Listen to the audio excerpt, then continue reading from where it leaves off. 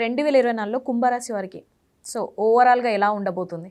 So కుంభరాశికి రాజ్యపూజ్య అవమానాలు, మనం ఆదాయ వ్యయాలు చూస్తే ఆదాయం 14, వ్యయం 14, ఆదాయ వ్యయాలు సమమైపోయినాయి. రాజ్యపూజ్యత 6, అవమానం 1గా ఉంది.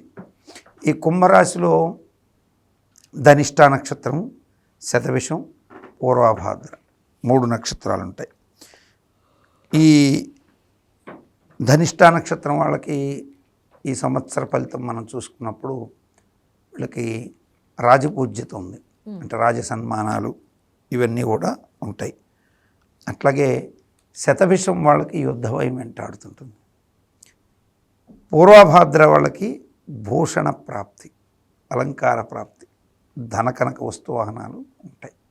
అంటే శుభకార్య ప్రయత్నాలు లబ్ధి పొందడం, ఉద్యోగ లాభాలు పొందడం ఇటువంటివన్నీ ఉంటాయి. అంటే ఓవరాల్గా మనం చూసినట్టయితే కుంభరాశిలో బాగా ఇబ్బంది పడేది ఎవరయ్యా అంటే శతభిష నక్షత్ర జాతకులు ఇబ్బంది పడతారు. అయితే మొత్తం మీద రాశిలో వాళ్ళందరికీ కూడా వ్యాపార భాగస్వామ్యాలు తెంచుకోవాల్సిన పరిస్థితులు రావడం, భార్యాభర్తల మధ్య సంబంధ బాంధవ్యాలు తెంచుకునేంత దూరం వెళ్ళిపోవడానికి తయారవడం, చెయ్యని తప్పులు కొన్నిసార్లు బాధ్యత వహించి కొంత నష్టం నెత్తనేసుకొని వ్యాపారం బయటకు రావడం, భార్యాభర్తలు అయితే చెయ్యని తప్పుకు బాధ్యత వహించి అన్నీ మూసుకొని గమ్ముగా ఉండడం. అంటే ఈయన మనం చెప్పినా వినిపించుకోనప్పుడు చుప్చాప్గా కూర్చుంటాం కదా, నోరు మూసేసుకొని గమ్ముగా కూర్చోవాల్సిన పరిస్థితులు, ఇట్లా కాలం అడ్డం తిరిగేటువంటి పరిస్థితులు కూడా ఉంటాయి. అక్టోబర్ నుంచి మాత్రం మధ్యమార్థం నుంచి లైఫ్ మారిపోతుంది. ఆగస్ట్ నుంచి కొంత మార్పు వస్తుంది. ఆగస్టు తర్వాత నుంచి గ్రాడ్యువల్గా కుంభరాశికి మళ్ళీ యోగం అనేది మధ్యమ శని ప్రభావం చేత సఫర్ అవ్వడం అనేది మాత్రం ఎంటైర్ లైఫ్ అంతా ఉంటుంది. అంటే ఈ యొక్క సంవత్సరం అంతా ఉంటుంది. కారణం ఏంటంటే రాజు కుజుడు, శనికి శత్రువు, శని మంత్రి అయినాడు కాబట్టి ఖచ్చితంగా గ్రహయుద్ధం నడుస్తుంటుంది. శతభిష నక్షత్రం వాళ్ళు ఎక్కువగా సఫర్ అయ్యే అవకాశాలు ఎక్కువ ఉంటాయి.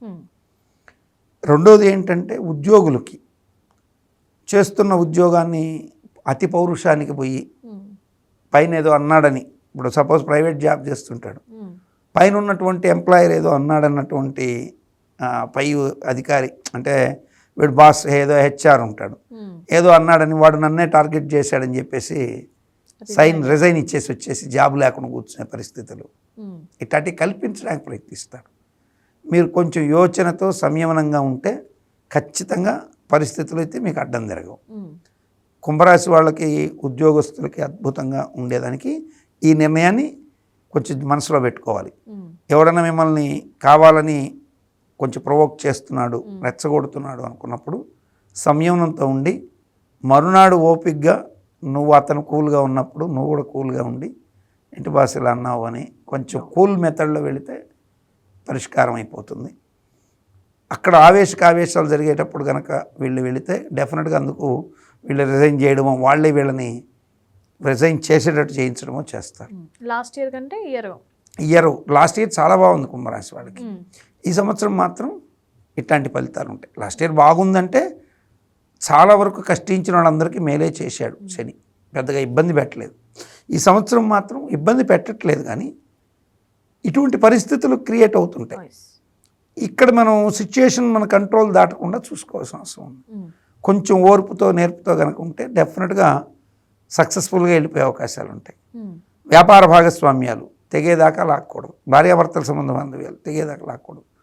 సో నీకు అవతల పక్క నీకు కాంప్లికేటెడ్ అవుతుంది అనుకున్నప్పుడు సైలెంట్గా ఉండడం మంచిది. మగవాళ్ళైతే భార్యతో వచ్చేటటువంటి విభేదాలకి కొంచెం ఇందాక అన్నట్టు చుప్చాప్గా కూర్చోవాల్సిన పరిస్థితి వస్తుంది.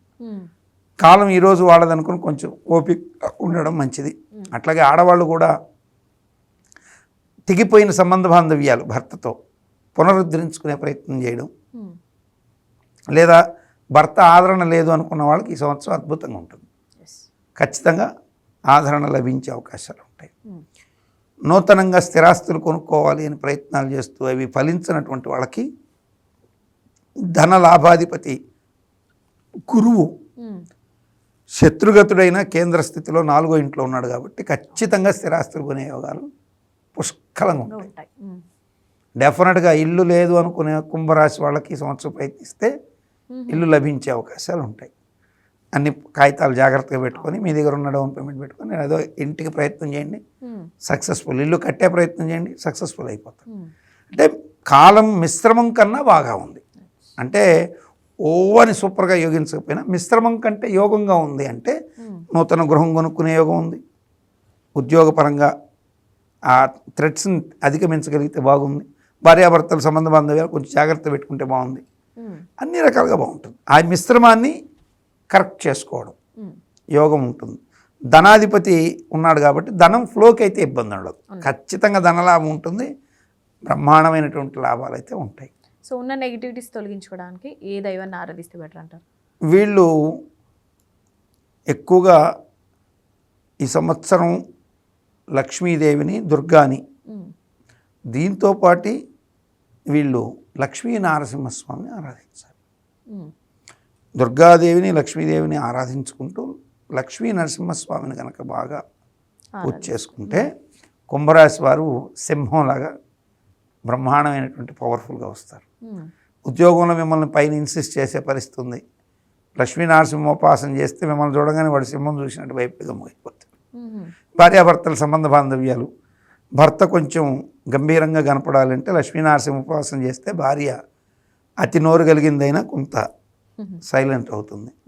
అట్లాగే భార్య లక్ష్మీ నరసింహోపాసన చేస్తే భర్తలో ఉగ్రత్వం చల్లబడుతుంది. ఇట్లా మంచి శుభాలు ఉంటాయి.